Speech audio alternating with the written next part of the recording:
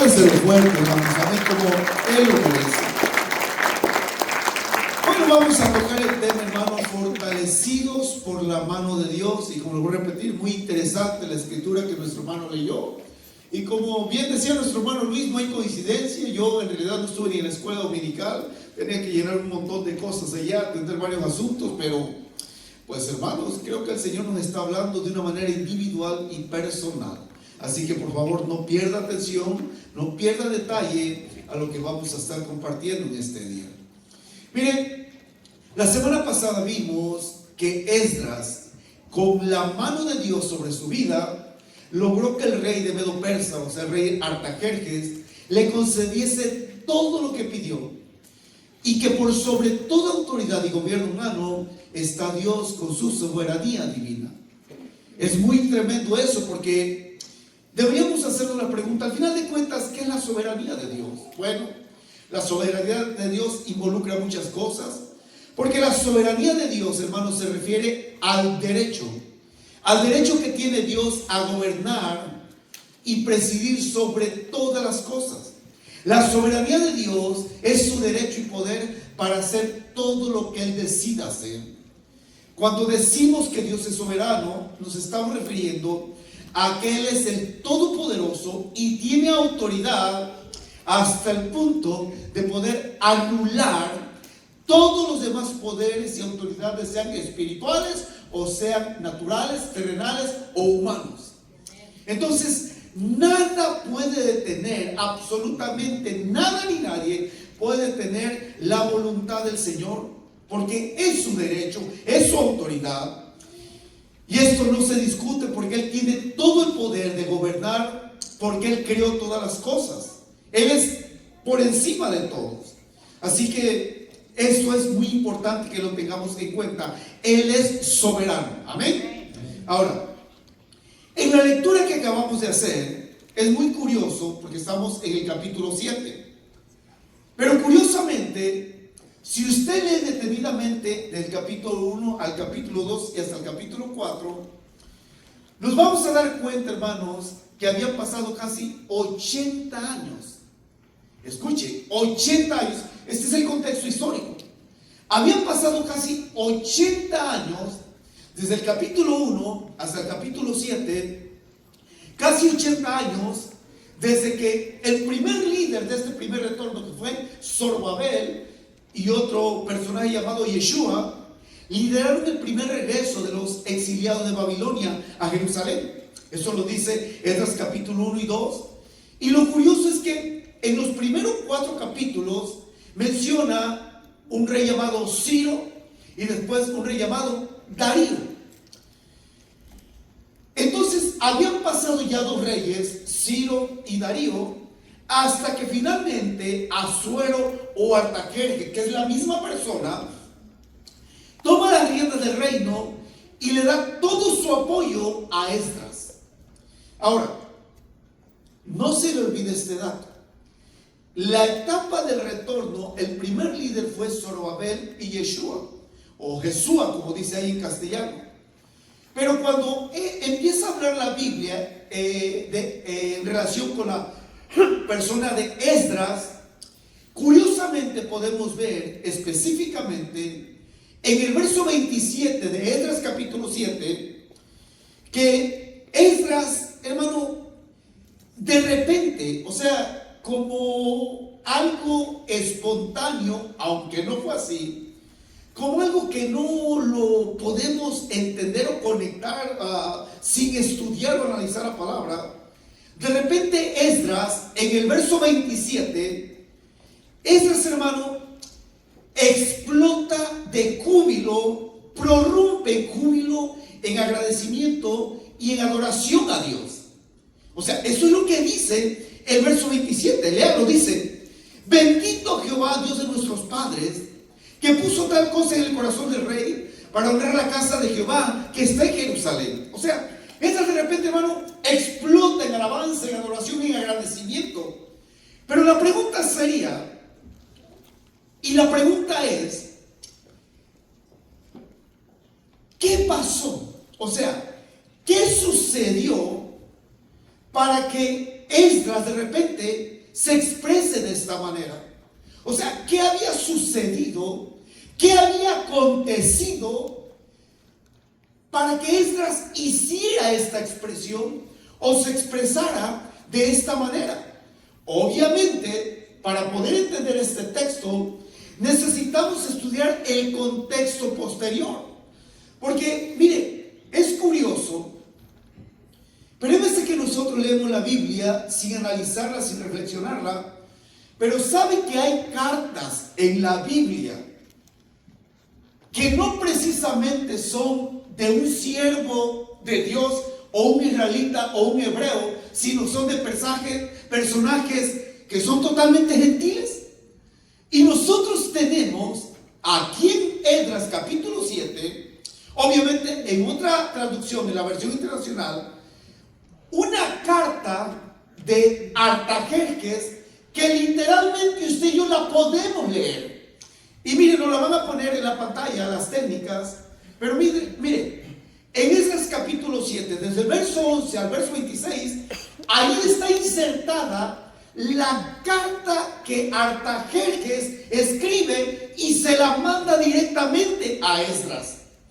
Esta carta no la escribió Esdras, esta carta no la escribió Zorobabel, esta carta no la escribió Jesúa, esta carta no la escribió Nehemías, esta carta la escribió literalmente el rey Artajerjes. Y por eso vamos a ir leyendo poco a poco para que usted entienda por qué Esdras explota de júbilo al recibir y leer la carta que Artajerjes le había mandado. Dice: el rey Artajerjes le entregó la siguiente carta a Esdras. O sea, el rey Artajerjes, hermano, le dio esta carta a Esdras. Dice ahí, quien era sacerdote y maestro de los mandamientos y preceptos que el Señor le dio a Israel. Ahora, este es, hermano, por decirlo, el prólogo, el preludio, el remitente y el receptor. Pero vamos a ver el contenido de esta carta. Siguiente verso, dice: Artajerjes, rey de reyes, a Esdras, sacerdote y maestro versado en la ley del Dios del cielo, saludos. Vean lo que le dice Artajerjes, y vean cómo se identifica Artajerjes. Artajerjes, rey de reyes, a Esdras, sacerdote y maestro versado en la ley del Dios del cielo, saludos. Siguiente: he dispuesto que todos los israelitas que quieran ir contigo a Jerusalén puedan hacerlo, incluyendo a los sacerdotes y levitas. Siguiente: el rey y sus 7 consejeros te mandan a investigar la situación de Jerusalén y de Judá conforme a la ley de tu Dios que se te ha citado, que se te ha confiado. Lleva el oro y plata que el rey y sus consejeros han ofrecido voluntariamente al Dios de Israel que habita en Jerusalén. No me cambien el verso. Un rey pagano, un rey gentil que no pertenecía al pueblo de Israel, él, su reino y sus oficiales voluntariamente dieron para la casa de Dios. Y es una vergüenza que el pueblo cristiano sea tan duro, tan amarrado, cuando de él recibimos todo tipo de bendición. Y aquí está el ejemplo, verso que sigue: también lleva contigo toda la plata y el oro que obtengas de la provincia de Babilonia, junto con los donativos del pueblo y de los sacerdotes para el templo de su Dios en Jerusalén. Con ese dinero compra sin falta becerros, carneros y corderos con sus respectivas ofrendas de cereales y de vino para ofrecerlos en el altar del templo del Dios de ustedes en Jerusalén.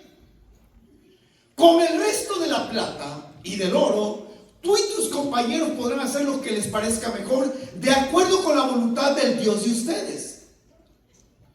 Pero deposita en el templo los utensilios sagrados que se te han entregado para rendir culto a tu Dios en Jerusalén. Cualquier otro gasto que sea necesario para el templo de tu Dios se cubrirá del tesoro real.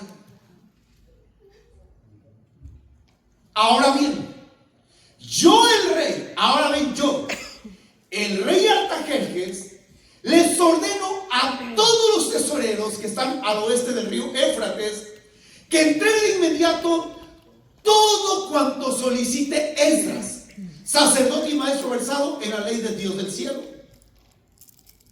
Pueden darle hasta 3.300 kilos de plata, 22.000 litros de trigo, 2.200 litros de vino, 2.200 litros de aceite y toda la sal que se requiera.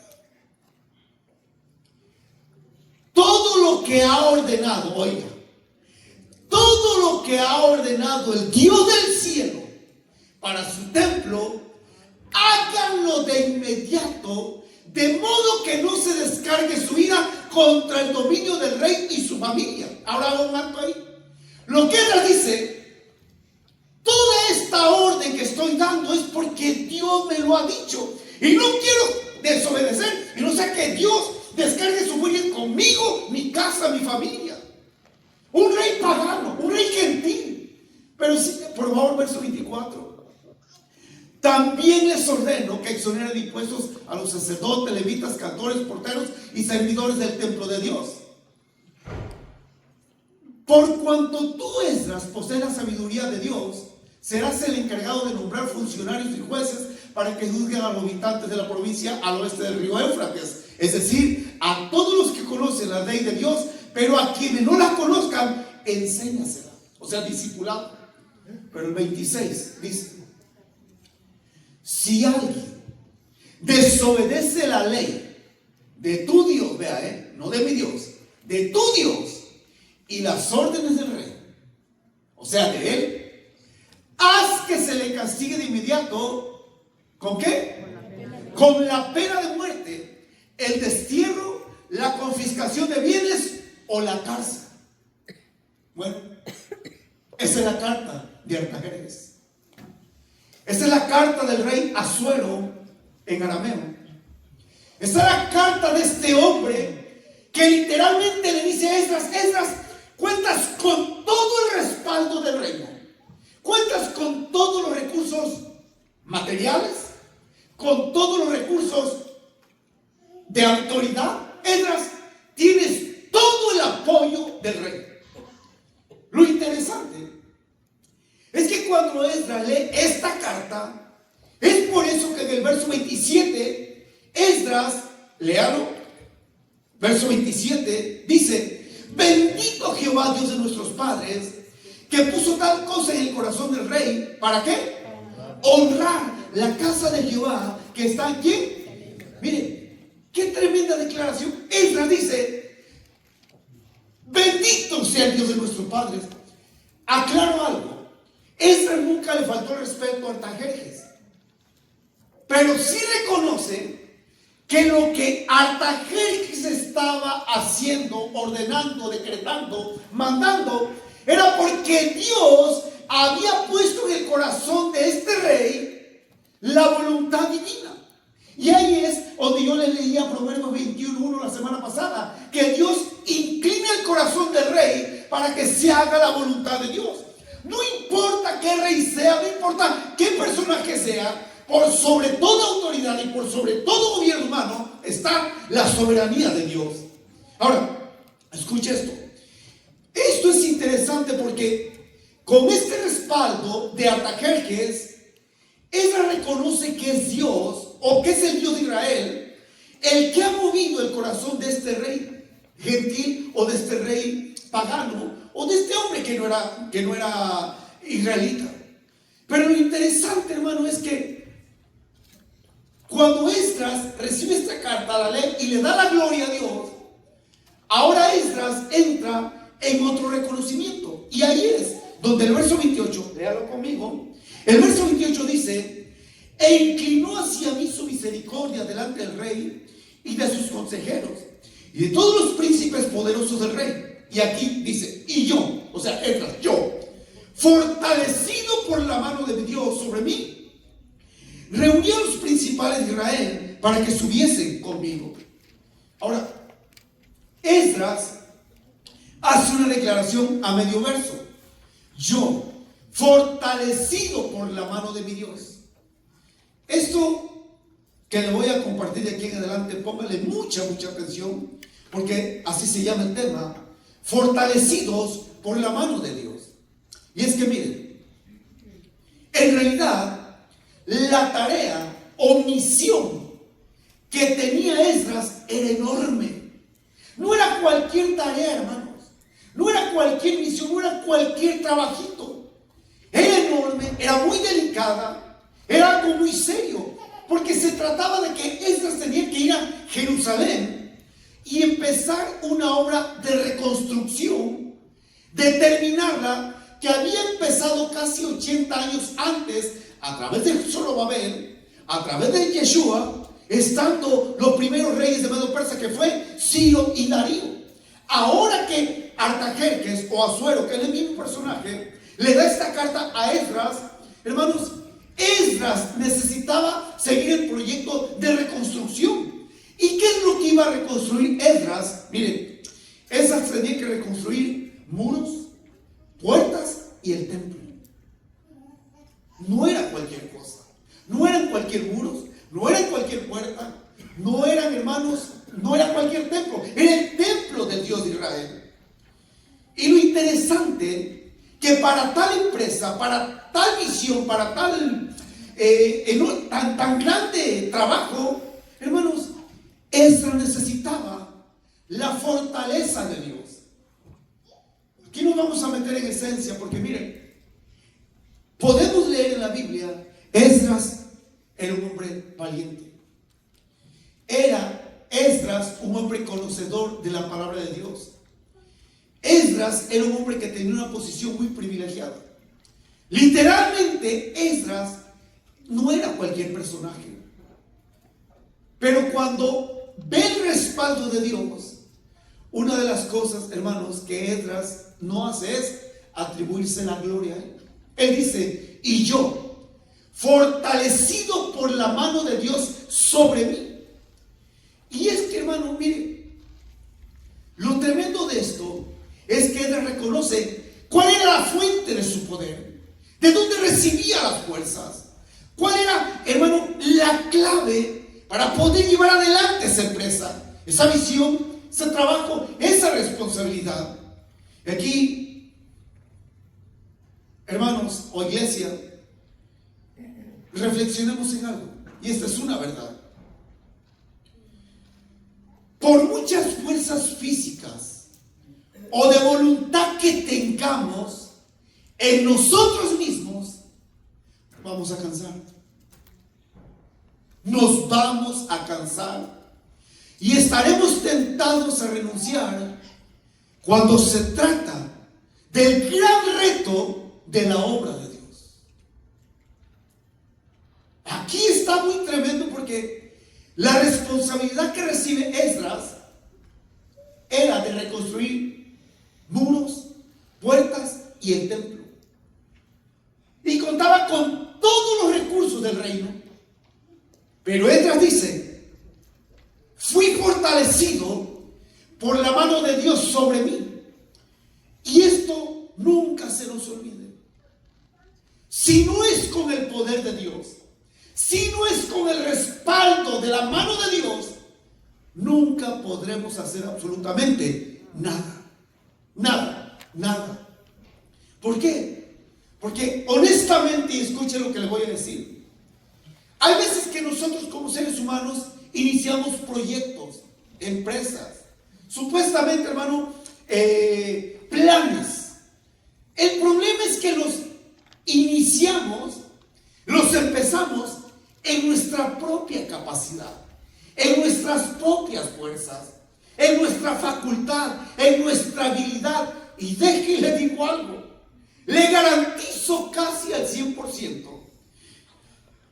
y esto no se le olvide, que muchos de los que estamos aquí ahora mismo, en este momento, están a punto de renunciar. No sé en qué área de su vida, ni quiero saberlo. Estamos desanimados, estamos desalentados, estamos desilusionados, estamos agotados, estamos cansados, estamos, hermano, literalmente ya sin fuerza. Y aquí viene el problema. exactamente la confianza que Pedro tuvo en sí mismo. Pedro, cuando le dijo al Señor: Señor, yo contigo en la cárcel hasta la muerte. ¿Qué le dijo el Señor? Sabes, antes de que hoy cante el gallo me vas a haber negado 3 veces. Y usted conoce el resto de la historia. Por eso, más adelante, hermano, Pablo, inspirado por el Espíritu Santo, él dice esta frase: el que piensa estar firme, mire que no caiga. Pero ¿qué dice el contexto? Lo que está diciendo Pablo es: hermanos, no confíen en sus propias fuerzas, no confíen en sus propios recursos, no confíen en su propia capacidad, habilidad, facultad. Porque añade Pablo: en un momento yo mismo, Pablo, confié en mi propia capacidad y me lo pierdo la vida. Es más, perdí toda esperanza de sobrevivir. Pero Dios, qué rico en misericordia, tuvo misericordia de nosotros y nos rescató. Pensaba lo que dice Pablo: para que no confiásemos en nosotros mismos. Y ahí está el problema. Cada vez que confiamos en nuestra capacidad, habilidad, facultad, en nuestros recursos, en lo que somos nosotros, hermano, amigo, te vas a cansar, vas a renunciar, te vas a desilusionar. Y créalo, la gran misión que tenía Esdras era enorme. O sea, imagínense, hermano, toda la responsabilidad que tenía Esdras ante tan grande empresa. Y Esdras, por eso es que Esdras menciona varias veces: la mano de Dios sobre mí, la mano de Dios sobre mí. Por eso, como leía el hermano que lo leímos, que cuando Jesús iba a ser ascendido, sacó a todos a Betania y alzando las manos los bendijo. Si no contamos con la bendición de Dios, no vamos a lograr nada. Si no contamos con el respaldo de Dios, no vamos a lograr nada. Cristo dijo en Juan 15:5, Él lo dijo claramente: permanezcan en mí para que yo permanezca en ustedes, y mis palabras, porque separados de mí, nada podrán hacer. Él lo dijo. El problema es que seguimos peleando, luchando, intentando hacer obras, pero en nuestra propia capacidad, en nuestras propias fuerzas. Y te digo algo: te vas a cansar, vas a renunciar. Así, escuche, esto es tan tremendo. Hoy hay personas que, miren, están desfalleciendo, están totalmente a punto de tirar la toalla. ¿Y cuál es el problema? El problema es que queremos hacer las cosas y queremos hacer la obra y queremos lograr cosas en nuestra propia fuerza. Mira, sin el poder de Dios no podemos hacer absolutamente nada. Nada. Lo que se dice, nada.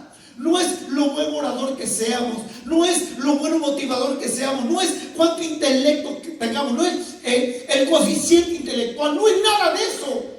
Por eso, en el Antiguo Testamento, también Zacarías hizo una declaración que dice: no es con fuerza ni con ejército, sino con mi Espíritu Santo. Ese es el poder de Dios a nuestro favor.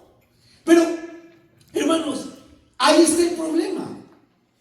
Nosotros necesitamos aprender a depender de Dios. Mire, cuando es la obra de Dios, no es que no nos vamos a equivocar, no es que no vamos a fallar, no es que no vamos a cometer errores, pero la mano poderosa de Dios nos va a sostener. La mano poderosa de Dios nos va a levantar, porque la mano de Dios es la que nos va a dar fuerza para seguir adelante. Esa es la promesa de Dios.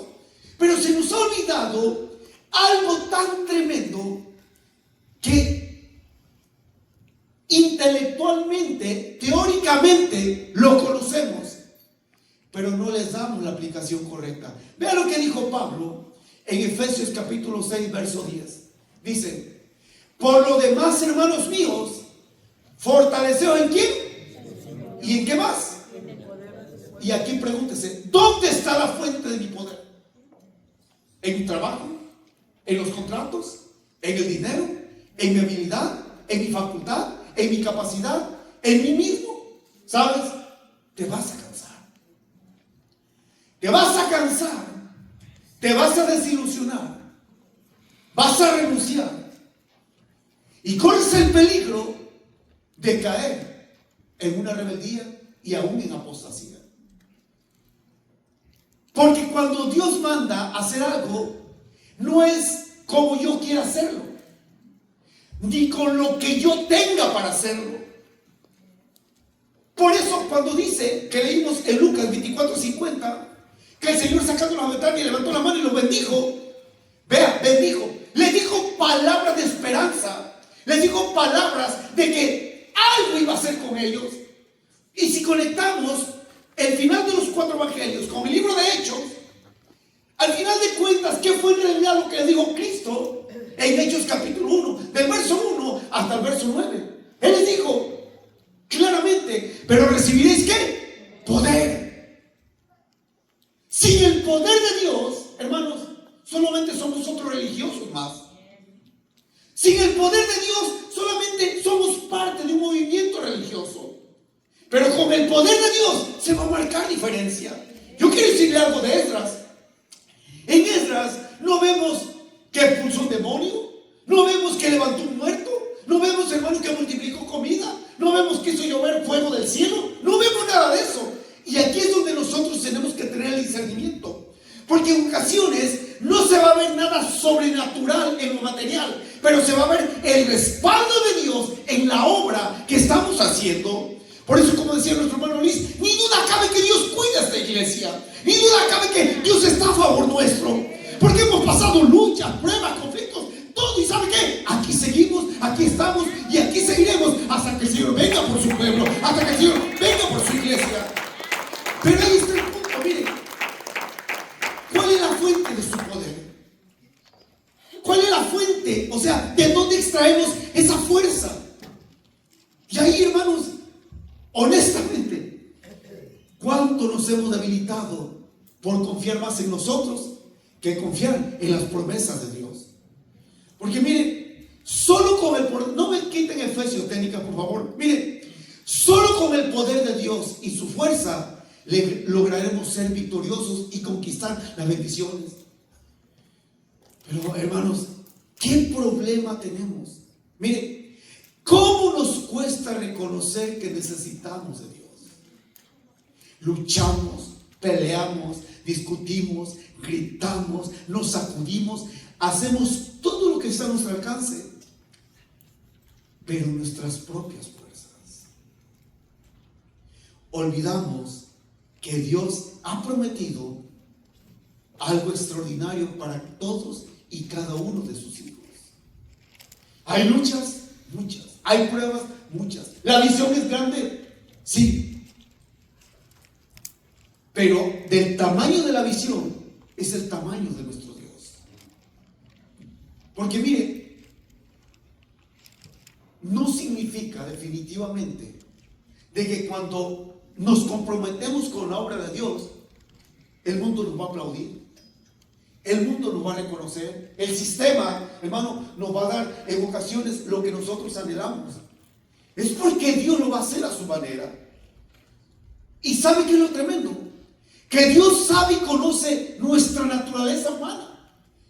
Y una de las cosas que Dios sabe es que, como dice el Salmo 103, Dios conoce nuestra condición y se acuerda de que somos polvo. Y que como seres humanos somos débiles, frágiles, imperfectos, vulnerables, sensibles, finitos, limitados. Somos perfectamente imperfectos. Perfectamente imperfectos. Y ante toda empresa que Dios pone delante de nosotros, ante todo reto que Dios pone delante de nosotros, Dios siempre tiene promesas. Porque mire, por eso necesitamos estudiar la palabra. Porque en muchas ocasiones Dios nos manda retos, nos manda desafíos, nos pone proyectos, pero tenemos que estar seguros que es de Dios. Vean lo que dice Isaías 41:10, ahí lo vamos a poner en la pantalla. Dice: no temas, porque yo estoy contigo. No desmayes, porque yo soy tu Dios, ¿qué? Que te fortalezco. Siempre te ayudaré. sustentaré con la diestra de mi justicia. ¿Sabe qué? Este verso es para que nos alegre la vida. Pero hay versos, hermano, que no nos sacan ni un gesto de gratitud, de agradecimiento a Dios, porque estamos duros. Bien dice Marino: si viniera a predicar el arcángel Miguel, hermano, con fuego en la boca, ni eso nos sacudiría, porque estamos duros, porque estamos confiando en nosotros. Pero yo le quiero decir algo: bendita misericordia, que cada promesa es personal. Yo no puedo tener valor por usted, yo no puedo decidir por usted, yo no voy a pensar por usted. Esta palabra Dios me la dice a mí de manera personal, de manera individual, de manera directa a mí. A usted también se la dice. Y lo primero que Dios dice es: no temas. No temas. O sea, Dios quiere alejar el temor. Dios quiere alejar la inseguridad. Y yo le digo a usted: no tema. No tema, porque esa promesa también es para usted. Y viene tantas cosas en ese verso, porque fíjense lo interesante, hermanos. El Señor dice: no temas. ¿Y por qué no voy a temer? Porque Dios dice: yo estoy contigo. Yo estoy contigo. Y sabe que esta misma palabra fue la que Cristo dijo en Mateo 28: he aquí, yo estoy con ustedes todos los días hasta el fin del mundo. Yo estoy contigo. Y si Dios por nosotros y Dios con nosotros, ¿quién contra nosotros? El punto es: no se separe de esa promesa, no se aleje de esa promesa. No temas. Dígale a su vecino: no temas. Hay muchas voces negativas, hermano. Muchas voces que nos quieren apagar. Muchas voces que quieren sembrar temor en nosotros. Muchas voces que dicen: ¿sabe qué? Sí, como vas, se te va a acabar esto, se te va a acabar lo otro, vas a perder esto, vas a perder aquello. Pero ¿sabe qué? Con Dios nunca se pierde. Con Dios siempre se gana. Con Dios siempre se gana. Pero tenemos que ver cómo es que ganamos con Dios. Porque hay veces que nosotros queremos ganar de acuerdo a los estándares del sistema. Si tengo dinero, soy un ganador. Entonces, si no tengo dinero, no soy un ganador. El sistema nos ha enseñado a admirar, a reconocer y a aplaudir al que tiene más, pero no nos ha enseñado a admirar al que menos necesita. Sí, Señor, gracias. Y ahí está la diferencia. Ahí está la diferencia. Porque no es rico el que tiene más, es rico el que menos necesita. Eso es fe, eso es contentamiento, eso es paz. ¿Por qué? Porque el Señor lo promete. Él dice: no temas, porque yo estoy contigo. Yo estoy contigo. O sea, mi presencia está contigo. Mi poder está contigo. Y honestamente, hermano, esto es tremendo. ¿Por qué? Porque es una promesa de Dios. El Señor dice: no temas, porque yo estoy contigo. Quiero que sepa, esta promesa es única y exclusivamente para los hijos de Dios. Esta promesa es para los hijos de Dios. Pero mira lo interesante. Él dice: no temas. Pero luego añade algo más. Dice: yo estoy contigo, pero tampoco no desmayes. O como dice otra palabra, no te desanimes. No te desanimes. Yo le decía a ustedes el miércoles aquí en el estudio: ¿en algún momento el Señor Jesucristo se desanimó? No, Él nunca se desanimó. ¿Se angustió? Sí. ¿Se cansó? Sí. Pero lo glorioso que el Señor nunca se desanimó, porque Él conocía el final de la historia. De hecho, la noche que lo arrestaron, ¿qué fue lo que Él dijo? Esta noche todos me abandonarán, para que se cumpla la escritura. El pastor fue herido y las ovejas fueron dispersas. Y le dice: esta noche ustedes me van a abandonar. ¿Pero qué dijo el Señor? Pero yo no estoy solo, el Padre está conmigo. Ahora vean lo que les están diciendo: esta noche todos me van a dejar solo. Hermano, eso desanima al más templado humanamente hablando. Pero ¿saben lo tremendo? Que el Señor no se desanimó ni siquiera por quienes lo abandonaron. ¿Qué es lo que hizo? Los fue a buscar, les cocinó, les dio de comer, y todo el día les llama hijitos. ¿Sabe qué me dice eso? Que Dios sigue creyendo en nosotros a pesar de nuestras fallas y errores. De que Dios sigue creyendo que somos capaces, si nosotros somos capaces de creer esa promesa. Por eso Él dice: no temas. porque yo estoy contigo.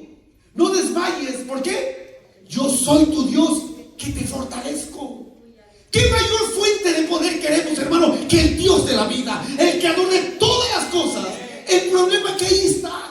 La gente busca más fuerza, más poder, más respaldo, más apoyo, más fundamento en el dinero, en el trabajo, en el overtime, en tantas cosas, en su capacidad, en su facultad. Y cuando se les acaba eso, se desilusionan de Dios. Pero no es que Dios falló, es que nosotros fallamos en creer esa promesa.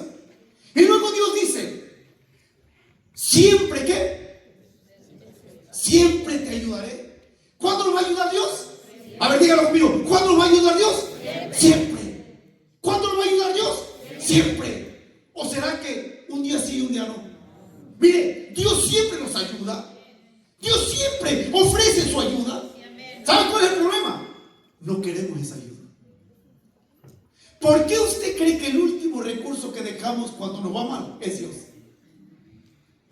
Primero calamos al trabajo, al dinero, a nuestra propia facultad, a nuestra propia capacidad. Y cuando nada resultó, entonces ahí venimos a la oración: Señor, ayúdame. Y Dios dice: si desde un principio hubieras venido a clamar a mí, otra cosa sería tu vida. ¿Sabe qué es lo lindo? Que esa promesa no cambia. Siempre te ayudaré. Y luego que me dice: siempre que te sustentaré. Sustentar es sinónimo de fortalecer. Siempre te voy a fortalecer con mi diestra, mi mano derecha de justicia. Gracias, Señor. Él lo promete. Él lo dice. Yo lo creo. Y si Él lo dice, yo lo creo. ¿Sabe qué? Dios hará su parte y yo tengo que hacer la mía. Porque fíjense lo tremendo, hermano. ¿Cuándo nos ayudará Dios? ¿Cuándo nos ayudará Dios? Siempre, diga, siempre. Es que esa palabra no falla. ¿Con qué nos ayudará Dios? Con su mano poderosa. Mire, bendita promesa de Dios. Él cumple su palabra. Él cumple su palabra, hermano. Pero necesitamos depender de Él. Mire, ya no se desgaste en sus propias fuerzas. Créale a Dios, créale a su palabra, créale a sus promesas y Él no fallará. Mire, usted va a recibir palabra en ese día. Póngame la siguiente escritura técnica. Vea lo que dice Isaías 40, 28 al 31. Empieza con una pregunta y dice: ¿acaso no lo sabes? Es una pregunta. ¿Acaso no lo sabes? ¿Acaso no te has enterado? A ver, antes de seguir leyendo, hágaselo a usted. ¿Acaso no lo sabes? ¿Acaso no te has enterado? No sé qué, no me he enterado de qué. Bueno, mire, el Señor es el Dios eterno, creador de los confines de la tierra. No se cansa ni se fatiga y su inteligencia es insondable. Ahora, hago un alto ahí. ¿Acaso no lo sabe? ¿Acaso no se ha enterado? ¿De verdad no lo sabía? ¿No se había enterado? Yo le quiero decir algo, hermano. Es la mano poderosa de Dios, Sí, Señor. la que nos guarda y la que nos va a levantar. Amén. Gracias. Pero vea lo que dice. Eso habla de Dios. Ahora vea lo que dice el siguiente verso. Él fortalecerá al cansado y acrecienta las fuerzas del débil. Mire, y aquí hay algo lindo. Ya se cansó, Él le dará fuerzas. Si ya se cansó, Él le dará fuerzas. Pero estamos como Kong o King Kong. Yo sigo siendo. No eres nada. No somos nada. Sin Dios no somos nada. No podemos nada. Dice: Él fortalece al cansado y aumenta las fuerzas del débil. O sea que si le queda poquita fuerza, Él le va a dar algo multivitamínico. Vean lo que sigue el siguiente verso. Vean, aún los jóvenes se cansan, se fatigan y los muchachos tropiezan y caen. Acá, ¿saben cuál es el mal del siglo de los jóvenes? La depresión, el desánimo. No hay nada que... Bueno, Al menos en esta iglesia, no, pues. Aquí puro joven animado. Pero hay jóvenes ahí afuera, hermano, que olvídese, le ve la cara a usted y una cara de tristeza, sombría. Perdieron el sueño. O sea, la ilusión, perdieron la brújula. Ya están desanimados. Ya se cansaron. Están fatigados. Tropiezan, caen. ¿Y dónde quedaron los sueños? ¿Y dónde quedó la ilusión? ¿Dónde quedó ese proyecto de ser alguien grande en Dios? ¿Sabes? Dios no se ha olvidado de ti, pero tú te olvidaste de sus promesas. Verso que sigue. Y aquí viene la restauración. Pero los que confían en el Señor, ¿qué? Renovarán sus fuerzas. Volarán como las águilas. Correrán y no se fatigarán. Caminarán y no se cansarán. Benditas promesas de Dios. ¿Saben por qué? Porque cuando estamos agotados, exhaustos, no sabemos de dónde, pero de repente Dios nos levanta, nos da fuerza y podemos venir cansados, agotados, arrastrados. Pero ¿saben? Llegamos porque el Señor nos da fuerza. Esa es la bendita promesa de Dios. No se canse, no tema, no desmaye, porque Dios está con nosotros. Amén. Así que mire, hermano, vamos a analizar estos versos. Por favor, me ponen el verso 28, técnicas rapidito. Miren, primeramente reflexione esto. ¿Acaso no lo sabe? ¿Acaso no se ha enterado de cómo es nuestro Dios? ¿No sabe de qué poder tiene nuestro Dios? Primeramente, Él es el Dios eterno. No cambia. Segundo, es creador de los confines de la tierra. Es creador absoluto de todo. Segundo, Él no sabe lo que es el cansancio ni la fatiga. Piensa en esto. ¿Qué hubiera pasado si Dios ya se hubiera cansado del ser humano? ¿Qué pasaría si Dios ya se hubiera cansado de nuestra incredulidad? De esa continua queja. Ah, Señor, pero es que en esa iglesia, Señor, pero es que el pastor, el maestro de escuela dominical, Señor, pero lo sugieres. Una quejadera. ¿Qué pasaría si Dios ya se hubiera cansado de nosotros? Si ya no hubiéramos hartado con nuestras circunstancias. Mire, hermano, ya estuviéramos literalmente eliminados. Pero lo lindo de nuestro Dios es que, ¿sabe? Él es el Dios eterno. Él es el creador. Él no sabe lo que es el cansancio, no sabe lo que es la fatiga. Pero mire lo que dice el verso 29. Él fortalece al cansado y aumenta las fuerzas del débil. ¿Sabes? Él quiere en realidad darte fuerzas. Pero tú necesitas querer recibir esa fortaleza.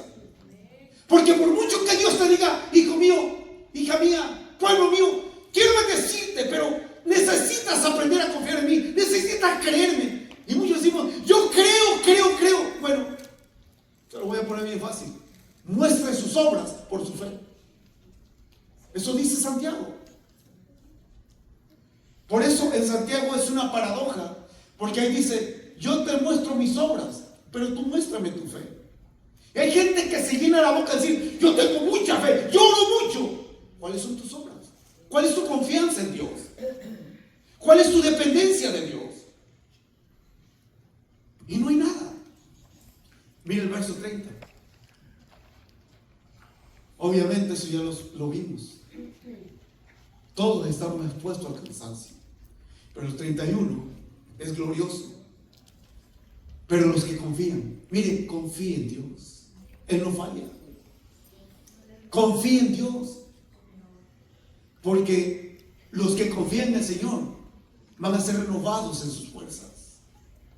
Vamos a recibir una renovación. Imagínense. ¿Por qué no pone ahí volarán como los cuervos?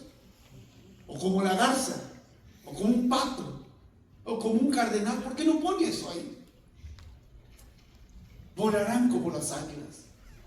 Usted se ha puesto a pensar en la virtud tan extraordinaria de un águila. Y olvídese del soccer. Ahorita no quiero ver a mis águilas ni por nada, aunque lo sigo amando, pero tranquilo. Pero sabe que cuando un águila, hermano, ve venir una tormenta, usted sabe lo que hace. Vuela por encima de la tormenta.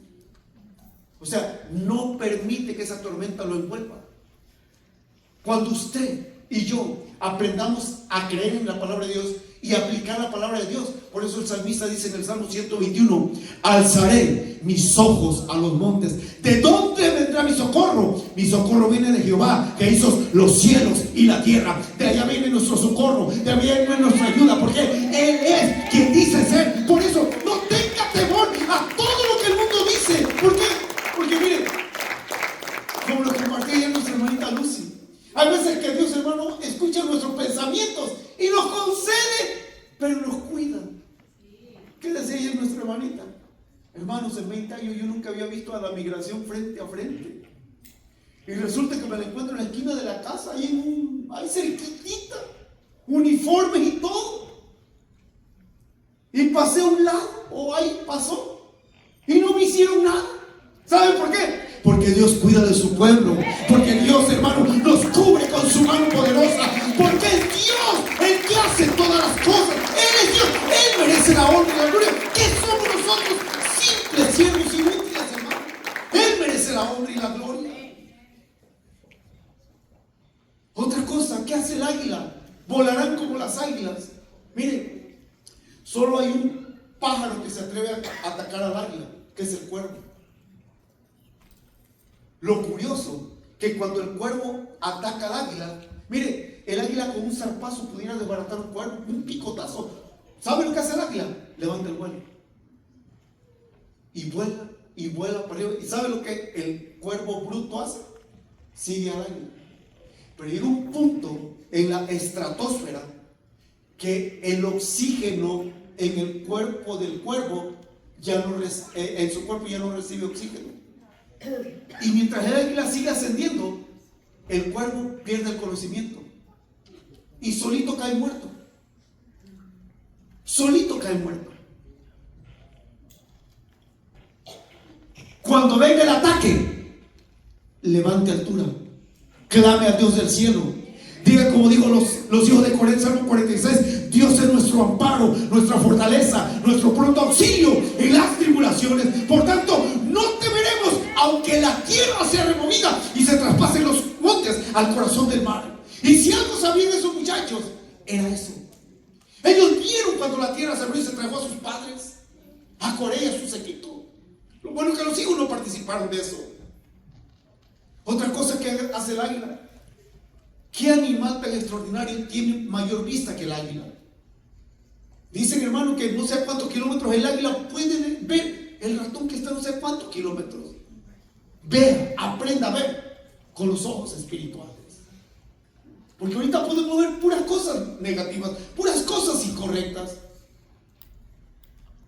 Pero Dios sigue teniendo el control. Amén.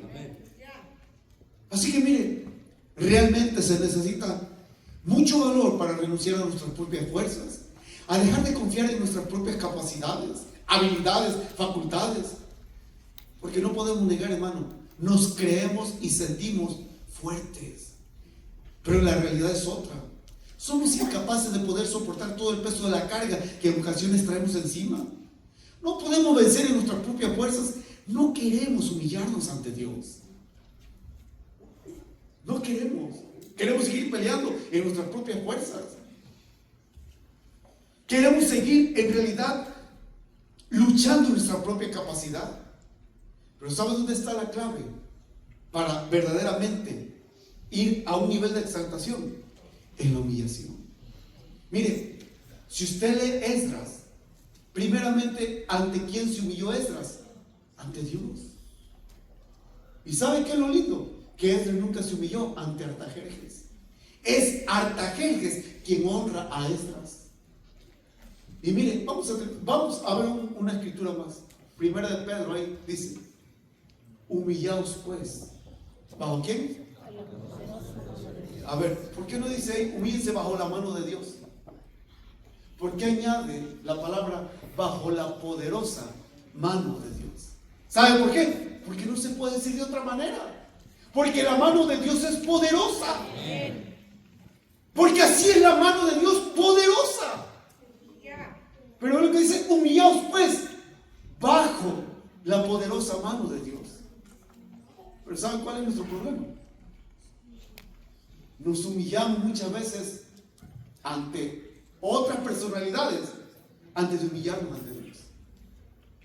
Y ahí tenemos el problema. Por eso, hermano, antes de que Esdras tomara una determinación, él oró y le dijo al Señor: Señor, yo te necesito a ti. Y lo glorioso de esta parte, hermano, es que Pedro ya sabía lo que era la vergüenza de la soberbia y ahora había entendido la virtud de la humillación. Él pasó una vergüenza cuando negó al Señor Jesucristo. Él, con mucha arrogancia y fuerza propia, dijo: Señor, aunque me toque morir, yo nunca te voy a negar. Y conocemos la historia. Él lloró amargamente, quiso renunciar a su llamado, lo fue a llamar el Señor otra vez. Y por eso, cuando Pedro aquí, una vez más ya restaurado, Pedro dice: hermanos, humíllense, humíllense bajo la poderosa mano de Dios. O sea, humíllense bajo ese poder todopoderoso, bajo esa gracia, bajo esa misericordia. Porque vea lo lindo. Sé que voy a hacer una pregunta que va directo a nuestro ego. Por favor, escuche esta pregunta capciosa. ¿Realmente es verdad que nos gusta estar arriba? O sea, estar siempre arriba. Es nuestra naturaleza. Siempre queremos estar por encima de los demás.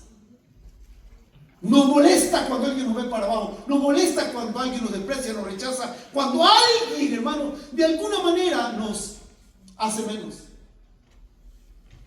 Pero lo que Pedro está diciendo, ¿saben qué? Humillaos. Pero Pedro dice: bajo la poderosa mano de Dios. Y aquí, hermano, escuche esto. Es muy tremendo. Porque escuchen, creo que de alguna manera, en lo más escondido de nuestra alma, en lo más recóndito de nuestro ser, que eso solamente lo sabe Dios, pero usted también en su conciencia, queremos estar en un puesto de exaltación. Ahora, es complicado decir esta frase, pero se la tengo que decir. Dios nos quiere exaltar. Él nos quiere exaltar. O sea, Él nos quiere llevar a niveles de honra, a niveles de honor, a niveles extraordinarios. Pero ¿saben cuál es el requisito? La humillación. Y eso pasó exactamente, aunque usted no lo crea, con Jesucristo mismo. Por eso Hebreos dice: humillado, despreciado. Lo dice Isaías capítulo 53, como oveja al matadero. Pero ¿qué dice Isaías 53? Mas Dios lo exaltó hasta lo sumo. ¿Qué dice Filipenses 3? Dios lo exaltó hasta lo sumo. Si el mismo Hijo de Dios tuvo que pasar por el valle de la humillación para llegar al trono de la exaltación, le digo algo: no hay otra alternativa. No hay otra. Pero ¿cuánto nos cuesta humillarnos? ¿Y yo humillarme? No, hombre. Primero pierdo el apellido antes de yo humillarme. Bueno, pues siga así. Siga así.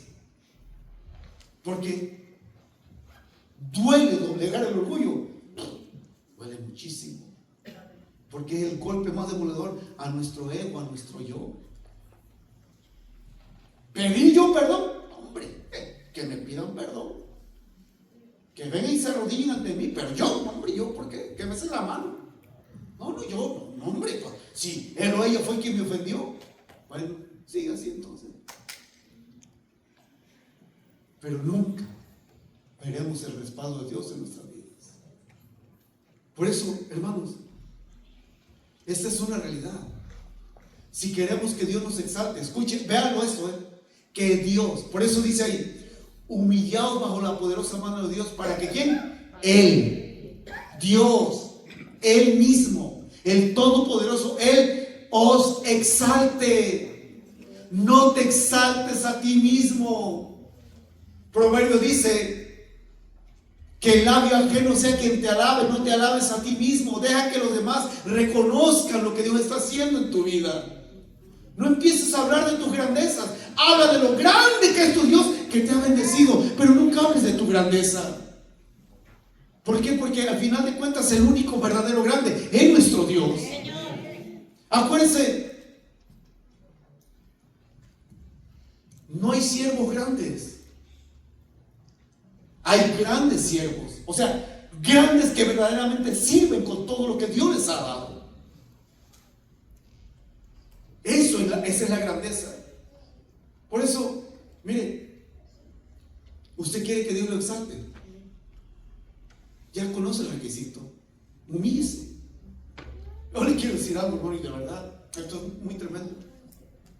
Pero hay veces que cómo nos llenamos la boca para hablar de cosas que no son una realidad en nuestras vidas. Que yo, que acá, que miren, todo brilla por su esencia. Por eso estoy totalmente convencido. Dios nos fortalece con su mano poderosa. De hecho, el Salmo 145 dice: si el justo cayera, yo lo levantaré con mi mano poderosa. Dios levanta al caído, Dios levanta al pobre. Es Dios, porque su mano, hermano, es la que nos fortalece, su poder. Y con esto ya termino. Esdras fue exaltado porque decidió confiar en Dios y fue fortalecido para seguir avanzando en la obra de Dios. Y de la misma manera nosotros, hasta que nos humillemos bajo la poderosa mano de Dios, es que veremos la exaltación. Miren, no importa lo que emprendamos, todos necesitamos el respaldo de la poderosa mano de Dios. Solo con el poder de su fuerza saldremos realmente vencedores. Pero sin el respaldo de Dios, lo único que lograremos será una derrota total, un desgaste de todo. Vamos a gastar fuerza, dinero, tiempo, y al final de cuentas nada lograremos. Por eso hoy es la decisión de cada persona humillarnos bajo la poderosa mano de Dios, y Él nos exaltará. ¿Cuándo? El tiempo de Él, no el tiempo nuestro. El tiempo de Dios, no mi tiempo. Mire, no haga trato con Dios, no le diga a Dios: Señor, voy a ir un mes a la oración, pero después de ese mes quiero que me cumpla. No, a Dios no le ponga fechas. Señor, voy a orar, pero un año salva a... No, a Dios no le ponga condiciones. ¿Sabe? Solo humíllese ante Dios y dígale: Señor, me humillo ante ti, y que sea como tú quieras, cuando tú quieras, donde tú quieras, pero sé que lo harás. Porque a Dios no se le firman contratos, a Dios no se le ponen condiciones. ¿Saben por qué? Porque Él es Dios y nosotros somos sus criaturas. Él es Dios. Así que Esdras dijo: y yo, fortalecido por la mano de mi Dios. El único que nos puede dar la fuerza para seguir adelante es el poder de Dios, la mano de Dios. Así que Él nos guarda, Él nos cuida, Él nos protege, Él nos defiende. Por eso el tema de hoy es: fortalecido por la mano de Dios. Así que, ¿cuántos entendimos esto? ¿De verdad lo entendimos? Bueno, vamos a orar y vamos a pedirle al Señor que nos ayude a seguir adelante, porque los tiempos son malos, pero los que vienen serán peores, y esto cada vez estará peor. Pero es una buena señal, un buen anuncio, porque en realidad anuncia que el Señor viene pronto por su iglesia. Ahí se acabarán todas las imperfecciones, todas las limitaciones, se acabará todo, porque entonces seremos perfectos tal como Él es. Así que si usted está cansado realmente, permita que la mano de Dios le dé fuerzas, permita que Él lo fortalezca, que Él lo levante, que sea Él el que haga la obra en usted. Pero usted necesita querer eso. Si no, pues siga peleando sus fuerzas, siga haciendo su máximo. Mire, siga trabajando part-time, overtime, agarre 3 y 4 trabajos, agárrelos, pero me cuenta cómo le va, porque usted perderá más de lo que se puede imaginar. Pero si usted confía en Dios, mire, acuérdese, con Dios nunca se pierde, con Dios siempre se gana. aunque parezca lo contrario. Pero con Dios siempre se gana. Vamos a orar. Padre Celestial,